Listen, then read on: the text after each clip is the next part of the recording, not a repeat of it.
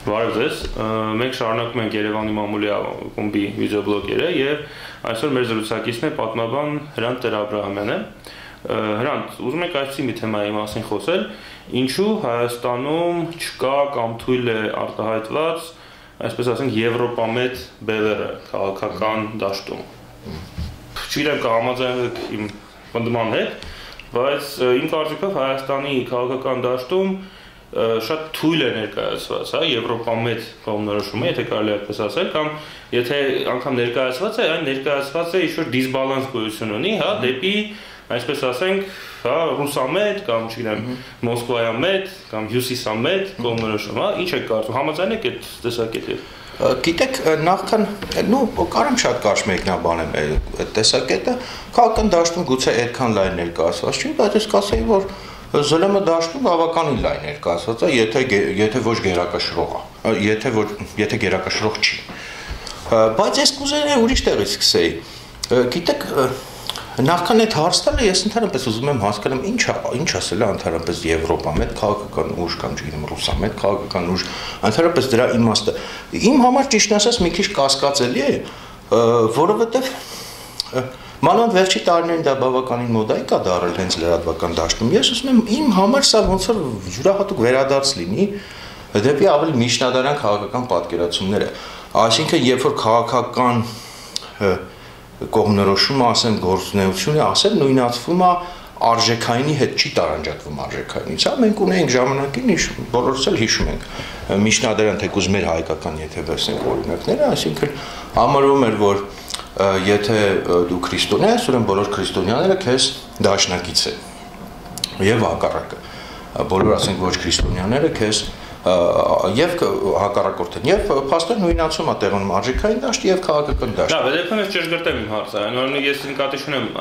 հա, út արժեքային։ Այ օրինակ չէ, բայց այդպես է մեկնաբանվում։ Այսինքն այն ինչ որ դու ասում ես, այդ հարցը այդ դիսկուրսից է վերցված։ Ես համարում եմ այդ հարցը ճիշտն ասած ինքնին խնդրահարույց։ Ինքնին այդ հարցը խնդրեմ, այսինքն պետք է լինի եվրոպամետ կամ ռուսամետ կամ որևէ ուժ պետք է եւ կարող է լինի այդպեսին։ Կտրված կողմնայինք, ասենք, առաջարկվում են բոլոր երկրներին այս տարածաշրջանի ինտեգրացիոն մոդելներ։ Եթե դա վերցնենք որպես հիմք, հա, որ ինտեգրացիոն մոդելի կամ ճանապարհի կողմնակից է Հայաստանը քաղաքական ուժ։ Հիմա ես կարծում եմ այսպես, քաղաքական ուժը ինքնին ծրագրային մակարդակում իմ կարծիքով։ Իհարկե ես հասկանում եմ, որ այդ կարծիքը շատ վիճարկելի է այսօրվա ավելի ընդունված կարծիքների տեսակետից քաղաքական ուժը ինքնին սկզբունքորեն չի կարող իմ կարծիքով լինել այս կամ այն ինտեգրացիոն ծրագրի կողմնակից կամ այս կամ այն կողմնորոշումը ունենալ, որովհետև դա շատ վերացական մակարդակ է, որովհետև դու կարող ես տեսականորեն լինել շատ լավ բաների կողմնակից կամ շատ վատ բաների կողմնակից, բայց դու պետք է ելնես այն իրականությունից, որը դու ունես, որովհետև քաղաքականությունը իրականության մեջ դու կարող ես գործադրել, դու չես կարող օրինակ ասել, ես ուզում եմ ամբողջ հայ ազգը ունենա Rolls-Royce եւ ես դրա կողմնակից եմ։ Բայց նաև կան որոշումներ, որ պետք է քաղաքական գործի կողմից ընդունվեն։ Շատ ճիշտ եք ասում։ Բայց այդ որոշումը տեսեք, երբ որ կարծիքով, երբ որ դու ծրագրի մեջ ես դա ընդգրկում, դա նշանակում է սկզբունքային, այսինքն դու չես կարող դրանից հրաժարվես ըստ պայմանների, սկզբունքայինը այդ է։ Ինքը վերանայման ենթակա չի։ Եվ այդ դեպքում դու ոնց որ վերցնում ես քո վրա պարտավորվածություն, որ դու ցանկացած պայմաններում այդ ես լինելու։ Ես կարծում եմ, որ քաղաքական ուժի տեսակետից դա սխալ է սկզբունքային այդպիսի դիրքորոշում որդեգրել եւ հայտարարել է, որ մենք այս կողմնորոշման կողմնակից ենք կամ այն կողմնորոշման կողմնակից ենք, որտեղ դա կախված է երկու գործոնից։ Նախ լավագույն դեպքում դա կախված է այն շահերից, որը դու տեսնում ես քո ազգի համար, քո պետության համար, բայց դա լավագույն դեպքում կան նաեւ պայմաններ օբյեկտիվ, երբ որ դու նաեւ քո շահերի մասը չես կարող իրացնել եւ հաճախ քո կողմնորոշումը լինում է տիպողական։ Ասենք շատ կարճ որ ավարտեմ արդեն պատմական օրինակ բերեմ, հա, ենթադրենք հայտնի փաստ է, երբ որ 13-րդ դարում մողոլները եկան նվաճեցին այս տարածաշրջանը, դրանք մողոլները հայտնի է, շատ քաղաքակիրթ ուժ չէին։ Բայց ասենք հետում թագավորը, ասենք Իլիկիայի թագավորը գնաց մողոլների դաշինք կնքեց եւ այդ դաշինքը բավական երկար գործեց, մի 30-40 տարի գործեց եւ բավականին լավ օգուտներ էլ բերեց Հայաստանին։ Հիմա ասել հետում ինչա մոնղոլամետ էր կամ ինչ չէ, ընդհանրապես Կիլիկիայից ավելի արևմտամետ իր արժեքային համակարգով չկար։ Շատ Հայաստանի երևի պետությունից ամենաարևմտամետն էր իր մշակույթով, իր արժեքային դաշտով եւ ստեղծվեց խաչակիր արշավանքների հետևանքով ի վերջո։ Բայց եկավ պահը եւ ասենք ընկես դաշինք մոնղոլների հետ հիմա դա ինչ էր մոնղոլամետություն էր մենք որպես սկզբում հրճակեինք որ մոնղոլամետ ենք իմ կարծիքով չէ դրա համար ես հարցադրումը ինքնին սխալ եմ համարում եւ տեսնում եմ այդտեղ որոշակի վերադարձ այդ միջնադարյան պատկերացում ընդ որում արևելքում տարածված պատկերացումներ որտեղ հենց եվրոպական քաղաքակրթության մեջ է այդ տարանջատումը տեղի ունեցել չէ ասենք վեստֆալյան այդ համակարգի հիման վրա երբ որ կրոնը եւ քաղաքականությունը այսինքն արժեքները եւ քաղաքականությունը իսկ այսօր մենք կրոնի փոխարեն ունենք այլ համակարգեր իդեոլոգիաներ ունենք աշխարհայացքներ ունենք տարանջատվել են եւ իմ կարծիքով քաղաքական մոտեցումը ավելի ճիշտ է այդ հիմքով կառուցել։ Լավ, եթե ծրագրայինը թողնենք մի կողմ, այլ վերցնենք կոնկրետ իրավիճակ, երբ երկիրը պիտի կատարի որոշակի ընտրություն, բնականաբար այդ ընտրությունը կլինի արդյունավետ, եթե կա որևէ բանավեճ, հա, եւ տարբերակների քննարկում, որը ընդհանրում է նաև կողմեր եւ այս կամ այն ինտեգրացիոն գործընթացի կողմնակից, ասենք երևի Միքայելի հարցը հենց դրա հետ էր կապված։ Հասկանալի է։ Ինչով է պայմանավորված, որ այլ կարծիքը այսպես լավ չի ներկայացված քաղաքական դաշտում, այն դեպքում, որ ասենք էքսպերտային հանրության շրջանակներում, մեդիա հանրության շրջանակներում, քաղաքացիական հասարակության ներսում բավականին լավ ներկայացված է, քաղաքականում ներկայացված չի։ Այս ես որ ասացի ուղղակի ճշտման համար ասացի։ Հիմա տեսնենք, միգուցե հենց մեկը մյուսից էլ բխում է։ Միգուցե հենց դրա պատճառով էլ չի ստացվում, տեսեք, մեջա դաշտում շատ լավ կա, այսինքն խոսքի մակարդակում, իդեոլոգիայի մակարդակում իմ կարծիքով կա եւ նույնիսկ գերակայող է, բայց ինչի քաղաքական դաշտում չի ստացվում, այսինքն գործողության դաշտում։ Հենց միգուցե դրա պատճառով, որ դրա մեջ որոշակի արհեստականություն կա, այսինքն օբյեկտիվ բնական հիմքը գուցե չկա։ Ես միշտ փորձում եմ իրերը համենայնպես այդպես, եթե մի բան չկա եւ չի ստացվում, քանի որ երկար տարիներ փորձեր արվել են եւ այնպես չի որ դրա տակ չկա ռեսուրս։ Չէ, եթե պետք լինի այդ ռեսուրսն էլ կլինի, ասենք մենք հասկանալի է որ նորմալ է որ ասենք եթե դա արևմտամետ նախագիծ է, դա նաեւ որոշակի աջակցություն կստանա արևմուտքից եւ փորձերի մակարդակով ստանում է, բայց եթե չի ստացվում, միգուցե իրոք դա ուղղակի չի բխում, չի համապատասխանում այն պայմաններին, որի մեջ այսօր գտնվում է Հայաստանը։ Բայց գուցե հենց այդ պայմանները փոխելու համար պետք է որ լինի այդպիսի։ Պետք է լինի ամեն ինչ, իհարկե պետք է իմ մակարդակով էլ եմ ասում։ Շատ լավ կլներ որ բոլոր հայերը ունենան Rolls-Royce։ Շատ լավ կլներ եւ вообще նույնիսկ պետք է ինչ որտեղ որ ունենան Rolls-Royce, որտեղ Դա ուրիշ կերպ է բանանը ձևակերպեմ, հա, ենթադրենք թե ինչ որ մի նախագիծը այդ նախագծերից որ մեզ առաջարկվում է, այսօր իրոք իրատեսական չի, բայց այն մյուս նախագծին անդամակցելու բազմաթիվ տարբերակներ կան, հա, եւ կամ կա վերջո ոչ նրան անդամակցելու տարբերակը կա, ասենք այդ նախագծին անդամակցությունը ավելի թանկ ծախելու տարբերակը, հա, եւ դրա համար երևի պետք է նաեւ որ քաղաքական, ասենք իշխանությունը հասկացան, ինքը իշխանությունն է, ոչ ոք դրա պաշտպանը չի մեզնից, հա, բայց գուցե օրինակ երբ խոսքը գնում է այդ նախագծին անդամակցելու մասին, գուցե քաղաքական ուժերը պետք է ավելի, պես ասած, քննադատաբար հանդես գան, հա, ինչ-որ խնդիրների շուրջ։ Գիտես, ես համ հարցիդ պատասխանեմ, համ նախորդ միտքս ճշտեմ, որ ասացի պետք է, ես մի պահ ասացի, հա, պետք է, բայց պետք չի։ Ես օրինակ իմ կարծիքով պետք չի, ընդհանրապես ես չէի ուզենա, որ լիներ քաղաքական դաշտի այդպիսի բաժանում ըստ կողմնորոշումների, միգուցե դու ճիշտ ես ասում, լավ կլիներ, որպեսզի այսպես ասած մանևրի դաշտ լիներ։ Այդ տեսակետից գուցե լավ կլիներ, բայց այստեղ էլ ես կուզենայի, որ երկուսն էլ եւ նու ասենք այսօր արևմտամետ ռուսամետ է բաժանում, ասենք մնացածը տեսական մակարդակում, ոնց որ չկա, չգիտեմ, չինամետ։ Ես կուզենայի, որ դրանք ամեն դեպքում լինեն հիմա մարգինալ բառը, որ օգտագործում ինքը մի քիչ վտանգավոր բառ է, հա, ավելի լուսանցքում գտնվեին, իսկ կենտրոնը գտնվեր այն ուժերի մոտ, այն ուժերի եւ այն մարդկանց մոտ, որոնք ավելի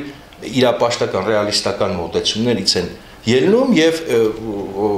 ասենք ելնում են այս տվյալ պահի պայմաններից։ Իսկ միգուցե այլ բացատրություն կա դրան, ասենք քաղաքական հաջողությունների հասնելու, իշխանության հասնելու հեռանկար ունենալու համար ավելի ձեռնտու է բոլոր եւ իշխանությունում գտնվող քաղաքական ուժերին եւ անդիմությունում գտնվող քաղաքական ուժերին լինել ոչ եվրոպամետ, այսպես ասենք։ Միգուցե այդ հանգամանքն էլ իր դերն է կատարում։ Որից ջան, գիտես, այդ հարցն էլ մի քիչ վերացական հարց է, ախր եկեք sense նայենք, հա, մենք Այդ որ Միկան էլ ասում է մենք մտանք այսինչ ինտեգրացիոն պրոյեկտի մեջ, հա, բոլորս գիտենք այդ եվրասիական պրոյեկտի մեջ, հա, դա արդեն կատարված փաստ է, չէ։ Հիմա ինչի մենք այդտեղ մտանք, դա այլ հարց է։ Կատարված փաստ է։ Հիմա ես ուզում եմ հասկանամ այդ կատարված փաստի դեմ ոնց որ պայքարելու իմաստը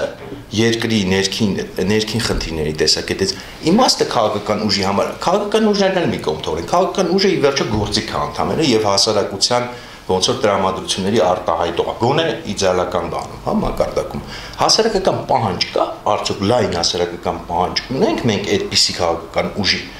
թե չունենք ներքին լայն հասարակական պահանջ եթե չկա այդ բոլոր պրոյեկտները դառնում են արհեստական Հիմա սա լավ է, վատ է, դուրներս գալիս է, դուրներս չի գալիս արժեքային իմաստով կամ այլ իմաստով։ Ես ինքս արժեքային իմաստով 100% ինձ համարում եմ արևմտյան, դե դա ասենք քննարկելու հարց չի, ընդհանրապես հայկական մշակույթը արևմտյան մշակույթի մասն է եւ մեծաշով բոլորս էլ դաստիարակված ենք այդ մշակույթի վրա։ Բայց կա արդյոք մեր մոտ հասարակական պահանջ քաղաքական պայքարի հանուն կամ ընդդեմ այս կամ այն ինտեգրացիոն նախագծի ոնց որ թե հասարակությունը այդ հարցերով այդքան հետաքրքրված չի եւ համապատասխան պահանջարկ չկա Միգուցե պահանջարկ ձևավորելու խնդիր կա քանի որ եթե վերցնենք եվրասիական հա մոդել ինտեգրացիոն նրանում հիմնական եթե չասեմ միակ բաղադրիչը դա Ռուսաստանի հետ ունենալ մտերիմ հարաբերություններ տարբեր ոլորտներում Իդեալական ես ասում։ Իրականում ինչ որտեղ դա ստիպողական հասկանում եմ, բայց ուզում եմ ասեմ, այդ եվրասիականի մեջ իրական եվրասիական բաղադրիչ ընդհանրապես չկա։ Իսկն Ռուսաստանի հետ մենք կարող ենք գտնել բազմաթիվ շահեր, չէ, բազմաթիվ ընդհանուր նպատակներ, նույնիսկ քաղաքական մակարդակով։ Եթե հանենք Ռուսաստանը եվրասիականից, դա կբան չի մնում, իսկ եթե մնում է, ապա միայն բացասական բաներ մեզ համար, ասենք, բարեփոխումների որոշակի արգելակող, չգիտեմ, կաշկանդող շրջանակներ եւ այլն եւ այլն։ Միգուցե, ասենք, խնդիրը ձևակերպելով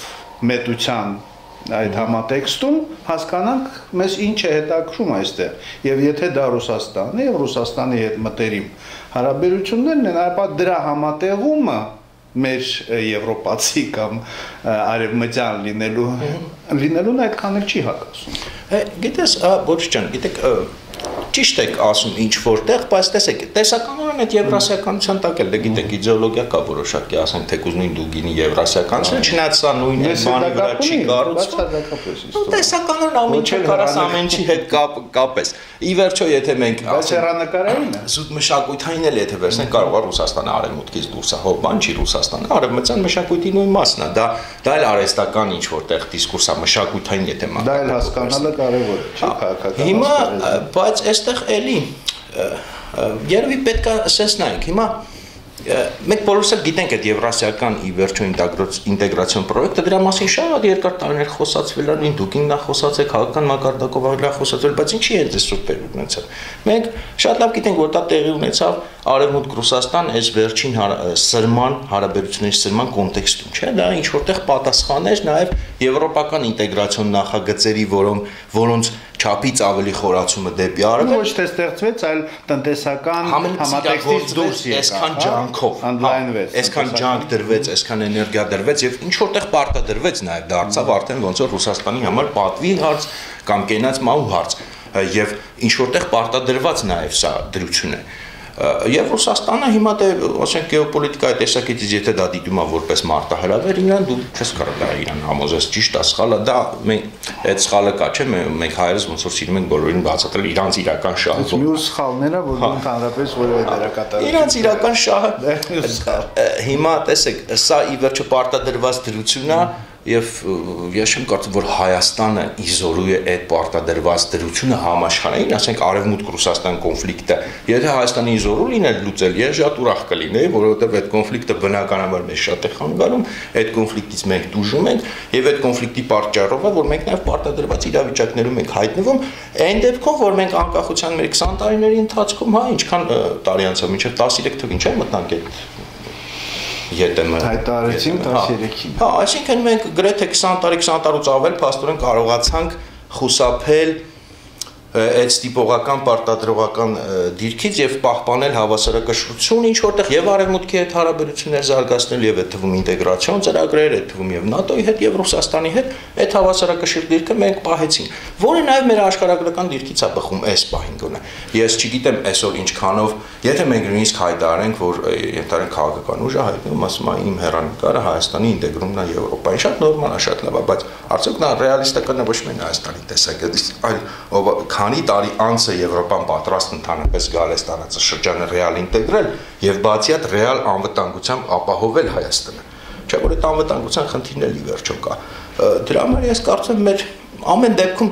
տեսեք մենք շատ լավ գիտենք մեր առաջնային խնդիրները, բացի ներքին խնդիրներից, դա նաեւ մեր հարաբերություններն է հարևանների հետ։ Ի վերջո ամեն ինչ գալիս հանգում է այդ անվտանգության խնդրին, եթե այդ անվտանգության խնդիրը լուծվում է, բնականաբար մեր մանևրի դաշտն էլ ավելի մեծանում, դա իսկ պարզ է բոլորիս։ Ну, նաև կան հարցեր կապված իրականում դա անվտանգության ապահովումն է, թե չէ, բայց երևի այդքան չխորանանք, որտեղ բնականաբար շատ հարցեր կան եւ նույնիսկ պաշտոնական մակարդակով էլ դրանք հնչեցվում են վերջերս, բայց դա էլ պարտադրված իրավիճակի մաս բնական է։ Այնուամենայնիվ մի քիչ ավելի, այսպես ասած, հա, շատ օգուտներ չես գտնում, որ կարելի էր ստանալ, եթե Հայաստանում լիներ մի փոքր այդ բանավեճը, հա, որովհետև ի վերջո, հա, Մոսկվայի համար սա նախապատվություն է։ Մոսկվան պատրաստ է ամեն ինչի, որ Հայաստանը մտնի այդ նախագիծ։ Օրինակ Ղրղստանի դեպքում նրանց, ասենք, առնվազն $1 միլիարդ տարբեր վարկեր, ներդրումներ եւ այլն դա շարունակվում է։ Հայաստանի դեպքում կարծես թե մենք կատարեցինք այն ամեն ինչ մեզ առաջարկվում էր, հա, ասենք ասենք ու դրա դիմաց ինչ ստացանք, բարձ չի։ Գուցե եթե, ասենք այդպես միանշանակ չլիներ մեր քաղաքական դաշտի դիրքորոշումը, եթե օրինակ թեկուզ մեր իշխանությունը,